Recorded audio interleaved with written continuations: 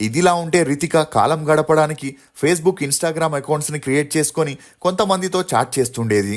అలా ఈమెకి విపుల్ అగర్వాల్ అనే వ్యక్తి మెసేజ్ చేయగా మొదట్లో రితిక అతనికి రెస్పాండ్ అవ్వకపోయినా నిదానంగా అతనికి రిప్లై ఇవ్వడం మొదలెట్టింది.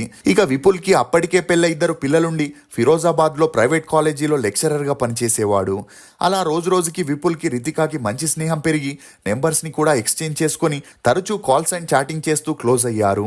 అలా కొన్ని రోజుల తర్వాత రితిక తను అనుభవిస్తున్న కష్టాలని విపుల్కి చెప్పడంతో తన పరిస్థితిని అర్థం చేసుకొని జాలిపడిన విపుల్, ఎన్నాళ్ళని ఆ కష్టాలని అనుభవిస్తావు, నువ్వు ఫిరోజాబాద్కి వస్తే ఉండడానికి ఫ్లాట్, చేయడానికి పని కూడా ఇప్పిస్తానని చెబుతూ తనకి పెళ్ళై పిల్లలున్న రితికాని చాలా ప్రేమిస్తున్నాడని, తనకి ఏ లోటు లేకుండా చూసుకుంటానని చెప్పడంతో రితికాకి విపుల్ హానెస్టీ నచ్చి ఆకాష్ లాంటి రౌడీ దగ్గర ఉండడం కంటే విపుల్ లాంటి మంచి వ్యక్తితో ఉండడమే బెటర్ అని డిసైడ్ అయింది.